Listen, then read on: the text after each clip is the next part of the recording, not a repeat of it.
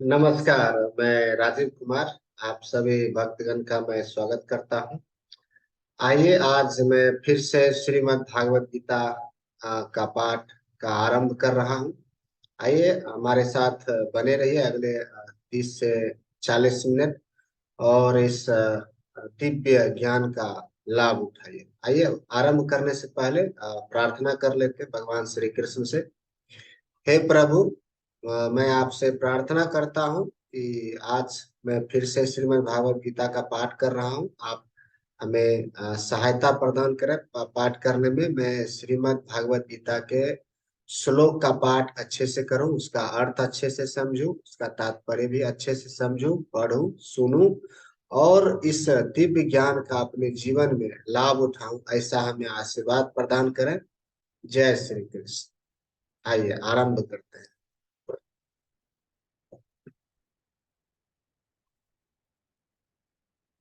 आइए, आज का अध्याय है 14 और इस शीर्षक का नाम है प्रकृति के तीन गुण। प्रकृति के तीन गुण। आइए, यहाँ पर भगवान श्री कृष्ण अर्जुन से इस श्लोक के माध्यम से इस प्रकार कहते हैं। परम भूया प्रवक्ष्यामि ज्ञानानम ज्ञानमुत्तमम यज्ञात्वा मुनायः सर्वे परम सिद्धि मितो गतः। आइए, यहाँ पर भगवान ने कहा, अब मैं अर्जुन से, अब मैं तुमसे समस्त ज्ञानों में सर्वश्रेष्ठ इस परम ज्ञान को पुनः कहूंगा, जिसे जान लेने पर समस्त मुनियों ने परम सिद्धि प्राप्त की। आइए, इस श्लोक का तात्पर्य समझते हैं। 7वें अध्याय से लेके 12वें अध्याय तक श्री कृष्ण परम सत्य भगवान के विषय में विस्तार से बताते हैं। अब भगवान स्वयं अर्जुन को और आगे ज्ञान दे रहे हैं। यदि कोई इस अध्याय को दार्शनिक चिंतन द्वारा भली भांति समझ ले तो उसे भक्ति का ज्ञान हो जाए। 13वें अध्याय में यह स्पष्ट बताया जा चुका है कि विनय पूर्वक ज्ञान का विकास करते हुए भाव बंधन से छूटा जा सकता है। यह भी बताया जा चुका है कि प्रकृति के गुणों की संगति के फलस्वरूप ही जीव इस भौतिक जगत में बद्ध है।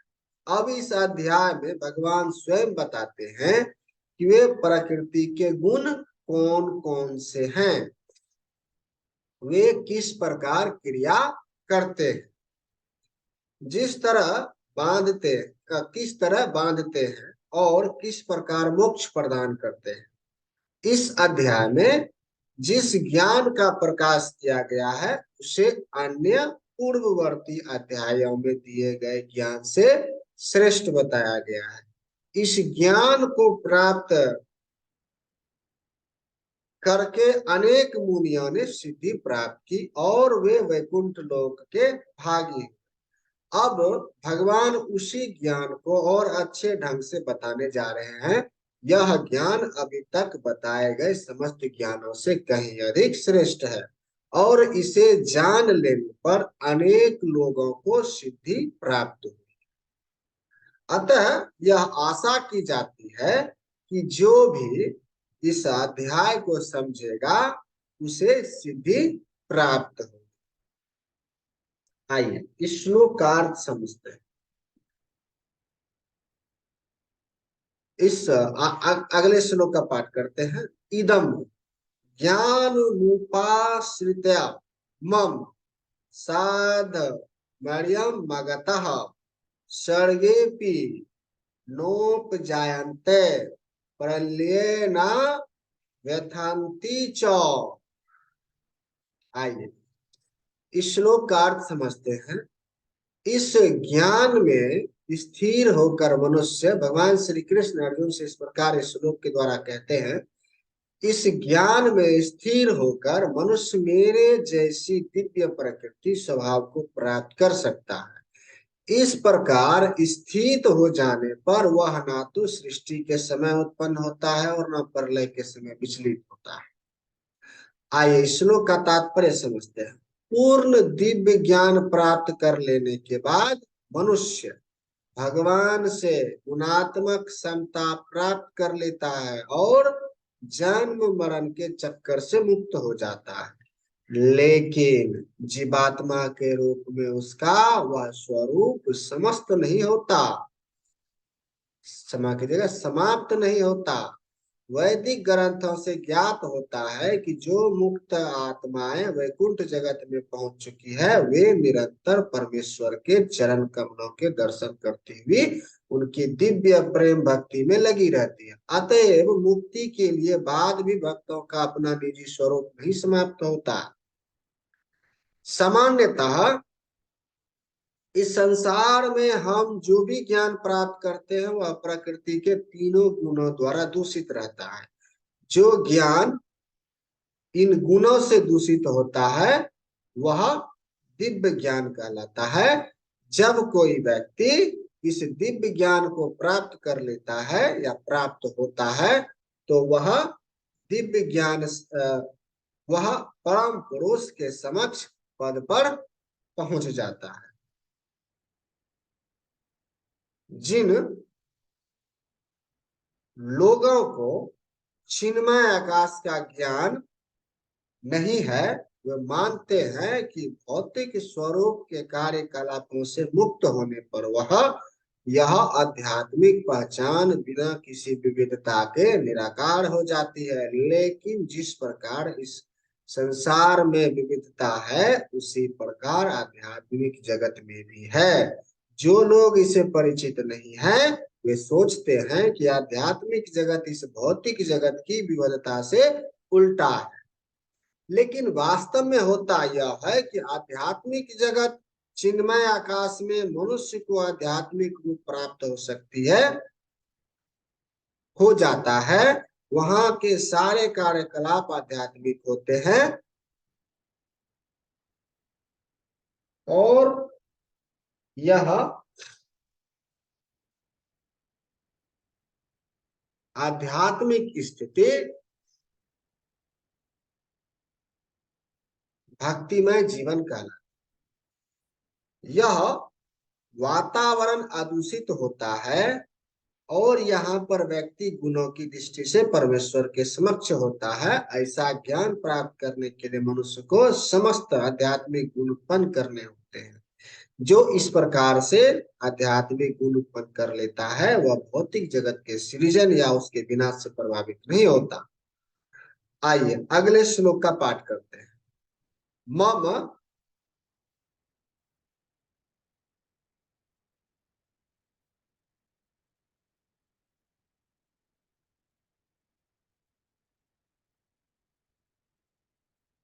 मम योनि महर्त भ्रा तस्मीन गर्भ दधम दधाम्यहम संभवः सर्वभूतानां ततो भवित भारत।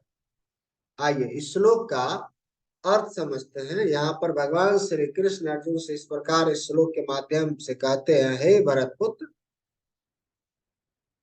ब्रह्म नामक समग्र भौतिक वस्तु जिन स्रोतों से और है, आइए इस श्लोक का तात्पर्य समझते हैं। यह संसार की व्याख्या है। जो कुछ घटित होता है वह क्षेत्र शरीर तथा क्षेत्रज्ञ आत्मा के संयोग से होता है। प्रकृति और जीव का यह संयोग स्वयं भगवान द्वारा संभव बनाया जाता है। महत तत्व ही समग्र ब्रह्मांड का संपूर्ण कारण है और भौतिक कारण ही समग्र वस्तु जिसमें प्रकृति के तीनों गुण रहते हैं कभी कभी ब्रह्म कहलाते हैं। परम पुरुष इसी समग्र वस्तु को गर्भस्थ करते हैं जिससे असंख्य ब्रह्मांड संभव हो सके हैं। वैदिक साहित्य में मुंडक उपनिषद इस समग्र भौतिक वस्तु को ब्रह्म कहा गया है। तस्माद तद ब्रह्म नाम रूप मंत्रम च जयते। परम पुरुष उस ब्रह्म को जीवों के बीजों के साथ गर्भस्थ करता है। पृथ्वी, जल, अग्नि, वायु आदि 24 तत्व भौतिक शक्ति है और वे महद ब्रह्म अर्थात भौतिक प्रकृति के अवयव हैं। जैसा कि 7वें अध्याय में बताया जा चुका है कि इससे परे एक अन्य परा प्रकृति जीव होती है। भगवान की इच्छा से यह परा प्रकृति भौतिक अपरा प्रकृति से मिला दी जाती है, जिसके बाद इस भौतिक प्रकृति से सारे जीव उत्पन्न होते हैं। बिच्छू अपने अंडे धान के ढेरों में देती है और कभी कभी यह कहा जाता है कि बिच्छू धान से उत्पन्न हुई, लेकिन धान बिच्छू के जन्म का कारण नहीं है। वास्तव में अंडे माता बिच्छू ने दिए थे। इसी प्रकार भौतिक प्रकृति जीवों के जन्म का कारण नहीं होती। बीज भगवान द्वारा प्रदत्त होता है और वे प्रकृति से उत्पन्न होते प्रतीत होते हैं। इस तरह प्रत्येक जीव को उसके पूर्व कर्मों के अनुसार भिन्न शरीर प्राप्त होता है, जो इस भौतिक प्रकृति द्वारा रचित होता है, जिसके कारण जीव अपने पूर्व कर्मों के अनुसार सुख या दुख भोगता है। इस भौतिक जगत के जीवों की समस्त अभिव्यक्तियों के कारण भगवान हैं। आइए अगले श्लोक का पाठ करते हैं। सर्वयो विषु कौन्ताय मूर्तयः संभवन्ति यः तासां ब्रह्म मधो निरहं बीज प्रदः पिता। आइए श्लोक का अर्थ समझते हैं। यहाँ पर भगवान श्री कृष्ण इस श्लोक के द्वारा इस प्रकार अर्जुन से कहते हैं, हे कुंती पुत्र, तुम यह समझ लो कि समस्त प्रकार की जीव योनियों इस भौतिक प्रकृति में जन्म द्वारा संभव है और मैं उनका बीज प्रदत्ता हूँ। आइए श्लोक का तात्पर्य समझते हैं। इस श्लोक में स्पष्ट बताया गया है कि भगवान श्री कृष्ण समस्त जीवों के आदि पिता हैं। सारे जीव भौतिक प्रकृति तथा आध्यात्मिक प्रकृति के संयोग हैं। ऐसे जीव केवल इस लोक में ही नहीं अपितु प्रत्येक लोक में, यहाँ तक कि सर्वोच्च लोक में भी जहाँ ब्रह्मा आसीन है पाए जाते हैं, जीव सर्वत्र हैं। पृथ्वी, जल तथा अग्नि के भीतर भी जीव है। ये सारे जीव माता भौतिक प्रकृति द्वारा तथा बीज प्रदत्ता कृष्ण के द्वारा प्रकट होते हैं। तात्पर्य यह है कि भौतिक जगत जीवों को गर्भ में धारण किए हैं, जो सृष्टि काल में अपने पूर्व कर्मों के अनुसार विविध रूप में प्रकट होते हैं।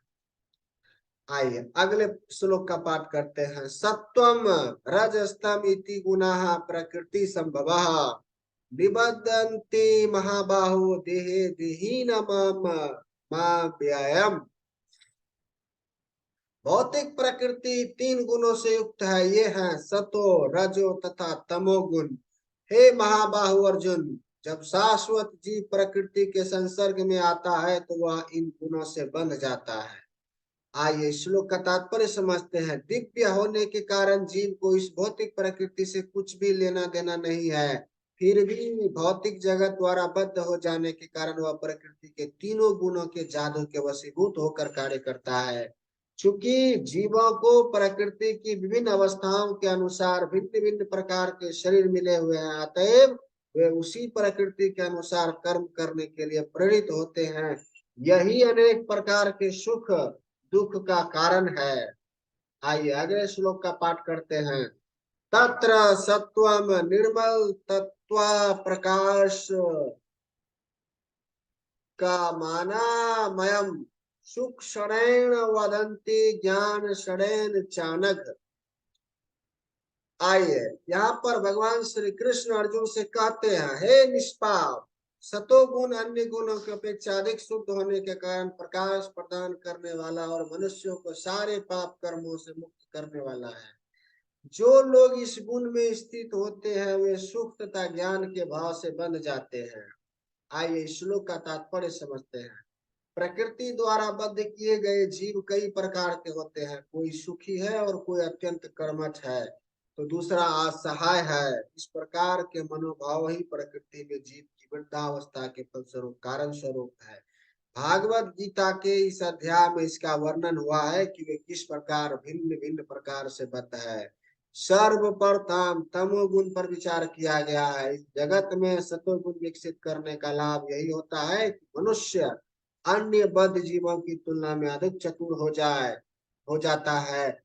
सतोगुणी पुरुष को भौतिक कष्ट उतना पीड़ा नहीं करते हैं और उसे भौतिक ज्ञान की प्राप्ति प्रगति करने की सूझ होती है। इसका प्रतिनिधि ब्राह्मण है जो सतोगुणी माना जाता है। सुख का यह भाव इन विचार के कारण है कि सतोगुण में पाप कर्मों से प्राय मुक्त रहा जाता है। वास्तव में वैदिक साहित्य में यह कहा गया है कि सतोगुण का अर्थ ही है अधिक ज्ञान तथा सुख का अधिकाधिक अनुभव। सारी कठिनाइयां यह है कि जब मनुष्य सतोगुण में स्थित होता है तो उसे ऐसा अनुभव होता है कि वह ज्ञान में आगे है और अन्यों की अपेक्षा श्रेष्ठ है। इस प्रकार वह बद्ध हो जाता है। इसके उदाहरण वैज्ञानिक तथा दार्शनिक है। इनमें से प्रत्येक को अपने ज्ञान का गर्व रहता है और चूंकि वे अपने रहन सहन को सुधार लेते हैं अतएव उन्हें भौतिक सुख की अनुभूति होती है। बद्ध जीवन में अधिक सुख का यह भाव उन्हें भौतिक प्रकृति के गुणों से बांध देता है। अतएव वे सतोगुण में रहकर कर्म करने के प्रति आकृष्ट होते हैं और जब तक इस प्रकार कर्म करते रहने का आकर्षण बना रहता है तब तक उन्हें किसी न किसी प्रकार का शरीर धारण करना होता है। इस प्रकार उनकी मुक्ति की या वैकुंठ लोक जाने की कोई संभावना नहीं रह जाती। वे बारंबार दार्शनिक वैज्ञानिक या कवि बनते रहते हैं और बारंबार जन्म मृत्यु के उन्हीं दोषों में बंधे रहते हैं। लेकिन माया मोह के कारण वे सोचते हैं कि इस प्रकार का जीवन आनंदप्रद है। रजो आइए अगले श्लोक का पाठ करते हैं। रजो रागात्मक विधि तृष्णा षडम समुद्भवम तत्रिबधन्नाति कांतय कर्म श्रेण देहिनम। आइए श्लोक का अर्थ समझते हैं।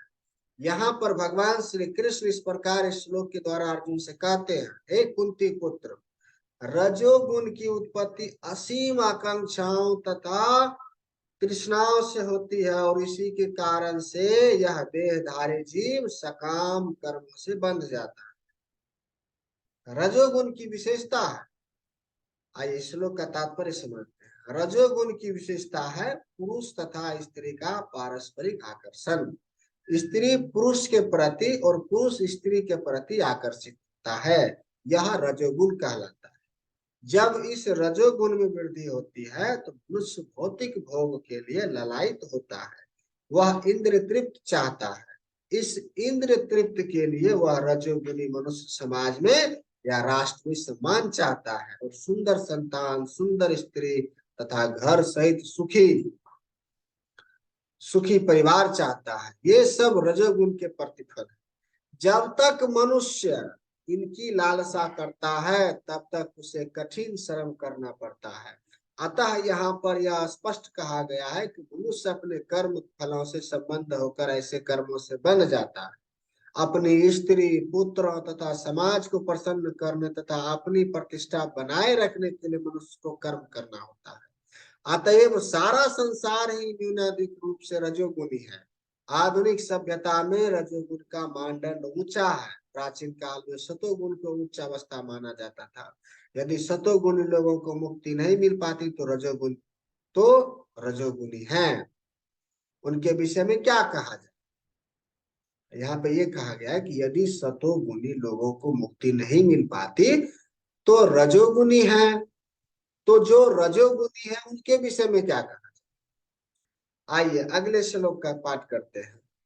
तम स्वत्वा ज्ञानजम विविध शब्द की जगह विधि मोहनम सर्वदेहिनाम प्रमादालस्य निद्राभिस्त्रिबधन्ति भारत।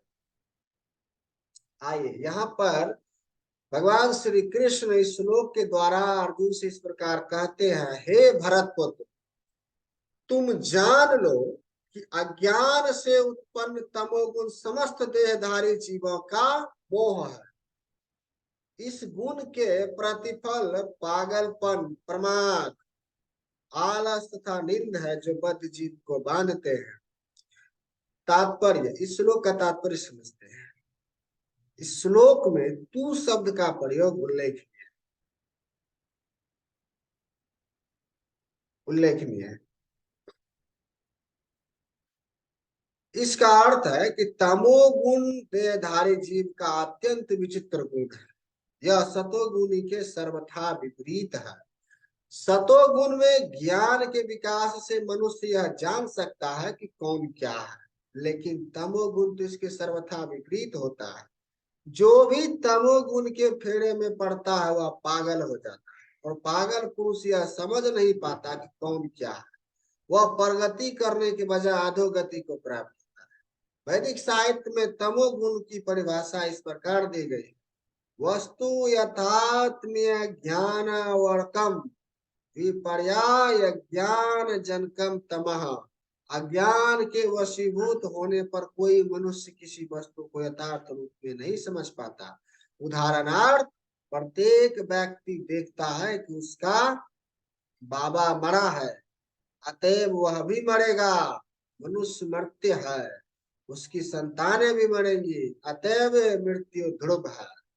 फिर भी लोग पागल होकर धन संग्रह करते हैं और नित्य आत्मा की चिंता किए बिना अनिर्ष कठोर श्रम करते रहते हैं। यह पागलपन ही तो है।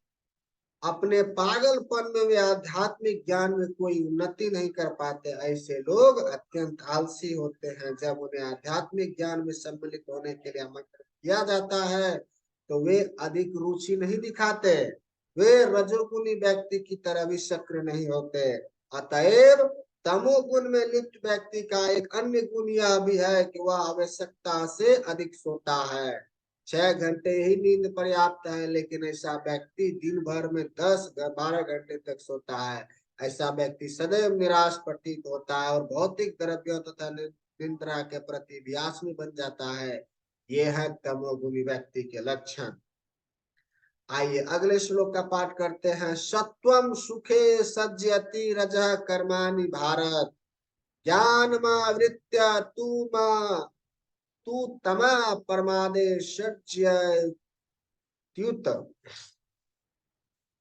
यहाँ पर भगवान श्री कृष्ण अर्जुन से इस प्रकार इस श्लोक के द्वारा कहते हैं: हे भरत पुत्र, सतोगुण मनुष्य को सुख से बांधता है, रजोगुण सकाम कर्म से बांधता है, और तमोगुण मनुष्य के ज्ञान को ढककर उसे पागलपन से बांधता है। आइए इस श्लोक का तात्पर्य समझते हैं। सतोगुणी पुरुष अपने कर्म या बौद्धिक वृत्ति से उसी तरह संतुष्ट रहता है जिस प्रकार दार्शनिक, वैज्ञानिक या शिक्षक अपनी अपनी विद्याओं में निरत रहकर संतुष्ट रहते हैं।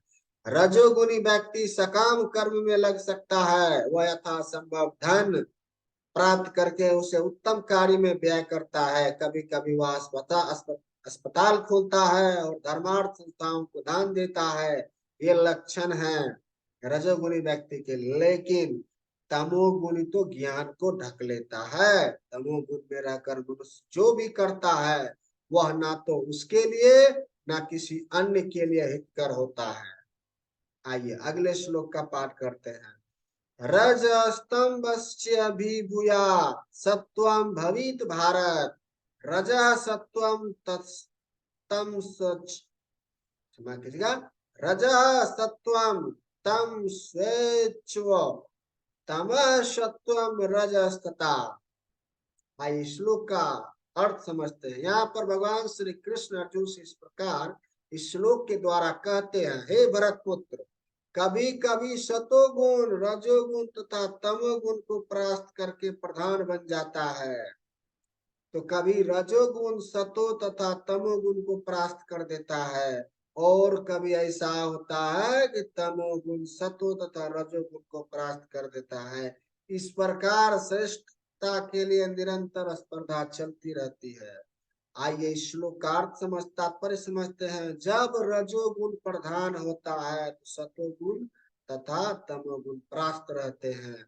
जब सतोगुण प्रधान होता है तो रजो तथा तमोगुण परास्त हो जाते हैं, और जब तमोगुण प्रधान होता है तो रजो तथा सतोगुण परास्त हो जाते हैं। यह प्रतिक्रिया या प्रतियोगिता निरंतर चलती रहती है। अतएव जो कृष्ण भावना में वास्तव में उन्नति करने का इच्छुक है उसे उसे इन तीन गुणों को लांघना पड़ता है। प्रकृति के किसी एक गुण की प्रधानता मनुष्य के आचरण में, उसके कार्यकल्पों में, उसके खान पान आदि में प्रकट होती रहती है। इन सब की व्याख्या अगले अध्याय में की जाएगी, लेकिन यदि कोई चाहे तो वह अभ्यास द्वारा सतोगुण विकसित कर सकता है और इस प्रकार रजो तथा तमो गुणों को परास्त कर सकता है। इस प्रकार से रजोगुण विकसित करके तमो तथा सतोगुण को परास्त कर सकता है।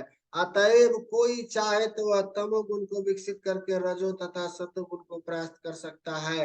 यद्यपि प्रकृति को प्रकृति क्षमा कीजिए, यद्यपि प्रकृति के तीन गुण होते हैं, यही तीन गुण होते हैं, किंतु यदि कोई संकल्प कर ले तो उसे सतोगुण का आशीर्वाद तो मिल ही सकता है और वह इसे लांघ कर शुद्ध सतोगुण में स्थित हो सकता है, जिसे वासुदेव अवस्था कहते हैं, जिसमें वह ईश्वर के विज्ञान को समझ सकता है, विशिष्ट कार्यों को देखकर ही समझ सकता है और कौन व्यक्ति किस गुण में स्थित है ये भी समझ सकता है। आइए अगले श्लोक का पाठ करते हैं। सर्व द्वारेषु देहेऽस्मिन् प्रकाश उपजायते, ज्ञानम यदा तदा विद्या द्विविधम सत्वमित्युत। आइए श्लोक का अर्थ समझते हैं। यहाँ पर भगवान श्री कृष्ण अर्जुन से इस प्रकार इस श्लोक के द्वारा कहते हैं, सतोगुण की अभिव्यक्ति को तभी अनुभव किया जा सकता है जब शरीर के सारे द्वार ज्ञान के प्रकाश से प्रकाशित होते हैं। आइए श्लोक का तात्पर्य समझते हैं। शरीर में 9 द्वार हैं, 2 आंखें, 2 कान, 2 नथुने, मुंह, गुद्दा तथा उपस्थ। जब प्रत्येक द्वारा सत्व सतत्व के लक्षण से दीप्त हो जाए तो समझना चाहिए कि उसमें सतोगुण विकसित हो चुका है। सतोगुण में सारी वस्तुएं अपनी सही स्थिति में दिखती है, सही सही सुनाई पड़ती है और सही ढंग से उन वस्तुओं का स्वाद मिलता है। मनुष्य का अंतः तथा बाह्य शुद्ध हो जाता है। प्रत्येक द्वार में सुख के लक्षण उत्पन्न दिखते हैं और यही स्थिति होती है सत्व गुण की, क्षमा कीजिएगा, सतत्व गुण की। आइए अगले श्लोक का पाठ करते हैं। लोभा प्रवृत्तिरारंभ कर्मणाम समास्पृहा रज्यस्येतानि जयन्ते विविधे भरतसभ। आइए भगवान श्री कृष्ण इस श्लोक के द्वारा इस प्रकार अर्जुन से कहते हैं, हे भारत वंशियों में प्रमुख, जब रजोगुण में वृद्धि हो जाती है तो अत्यधिक आसक्ति, सकाम कर्म, गहन उद्यम तथा अनियंत्रित इच्छा एवं लालसा के लक्षण प्रकट होते हैं। रजोगुण व्यक्ति कभी भी पहले से प्राप्त पद से संतुष्ट नहीं होता, वह अपना पद बढ़ाने के लिए ललायत रहता है। यदि उसे मकान बनवाना है तो वह महल बनवाने के लिए भरसक प्रयत्न करता है, मानो वह उस महल में सदा रहेगा। वह इंद्र तृप्ति के लिए अत्यधिक लालसा विकसित कर लेता है, उसमें इंद्र तृप्ति की कोई सीमा नहीं है। वह सदैव अपने परिवार के बीच तथा अपने घर में रहकर इंद्र तृप्त करते रहना चाहता है, इसका कोई अंत नहीं है। इन सारे लक्षणों को रजोगुण की विशेषता मानना चाहिए। आइए अगले श्लोक का पाठ करते हैं। अप्रकाशो प्रवृत्तश्च प्रमादो मोह एव च तमस्येतानि जयन्ते विविधे कुरु नंदन। आइए श्लोक का अर्थ इस प्रकार समझा कहते हैं भगवान श्री कृष्ण अर्जुन से। जब तमोगुण में वृद्धि हो जाती है तो हे कुंती पुत्र, अंधेरा, जड़ता, परम तत्ता तथा मोह का प्रकाट्य होता है। आइए श्लोक का तात्पर्य समझते हैं। जहाँ प्रकाश नहीं होता है वहाँ ज्ञान उपस्थित रहता है। तमोगुणी व्यक्ति किसी नियम में बंध कर कार्य नहीं करता, वह अकारण ही अपनी सनक के अनुसार कार्य करना चाहता है। यद्यपि उसमें कार्य करने की क्षमता होती है किंतु वह परिश्रम नहीं करता, यह मोह कहलाता है। यद्यपि चेतना रहती है लेकिन जीवन निष्क्रिय रहता है, ये तमोगुण के लक्षण हैं। आइए अगले श्लोक का पाठ करते हैं। यदा सत्वे प्रवृद्धे तु प्रलयम यति देहवृत्त तदोत्मविदम लोका नमला न प्रतिपद्यते।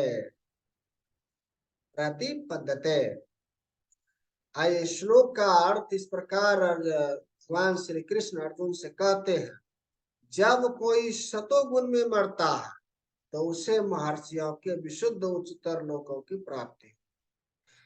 आइए इस श्लोक का तात्पर्य समझते हैं। सतोगुणी व्यक्ति ब्रह्मलोक या जनलोक जैसे उच्च लोकों को प्राप्त करता है और वहां देवी सुख भोगता है।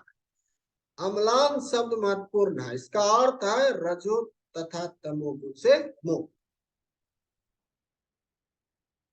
क्षमा कीजिएगा। भौतिक जगत में अशुद्धियां है, लेकिन जो सतोगुण सर्वाधिक शुद्ध रूप है। विभिन्न जीवों के लिए विभिन्न प्रकार के लोग हैं। जो लोग सतोगुण में मरते हैं वे उन लोक को जाते हैं जहां महर्षि तथा महान भक्तगण रहते हैं।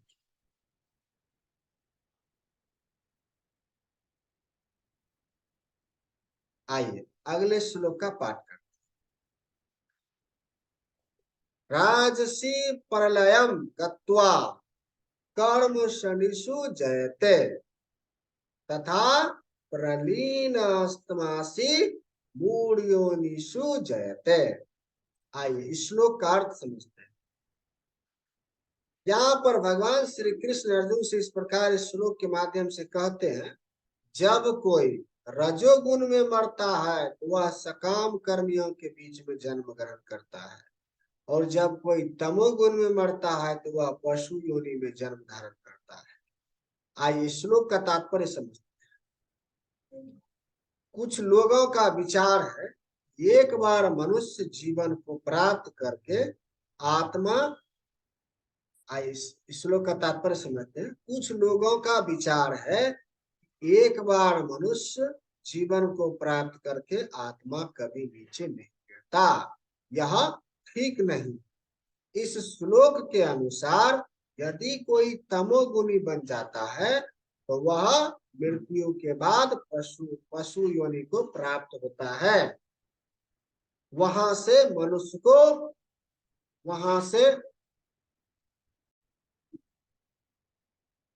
आइए श्लोक का तात्पर्य पुनः पढ़ते हैं। कुछ लोगों का विचार है कि एक बार मनुष्य जीवन को प्राप्त करके आत्मा कभी नीचे नहीं गिरता। यह ठीक नहीं है। इस श्लोक के अनुसार यदि कोई तमोगुणी बन जाता है तो वह मृत्यु के बाद पशु योनि को प्राप्त होता है। वहां से मनुष्य को विकास पराक्रम द्वारा पुनः मनुष्य जीवन तक आना पड़ता है। अतएव जो लोग मनुष्य जीवन के विषय में सचमुच चिंतित है उन्हें सतोगुणी बनना चाहिए और अच्छी संगति में रहकर गुणों को लांघकर कृष्ण भावनामृत में स्थित होना चाहिए। यही मनुष्य जीवन का लक्ष्य है। अन्यथा इसकी कोई निश्चितता नहीं है कि मनुष्य को फिर से मनुष्य योनि प्राप्त हो। आइए अगले श्लोक का पाठ करते हैं।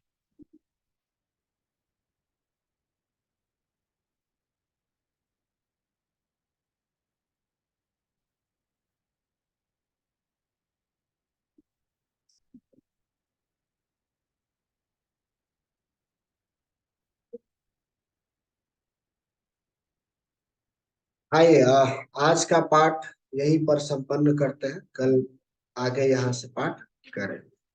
ठीक है।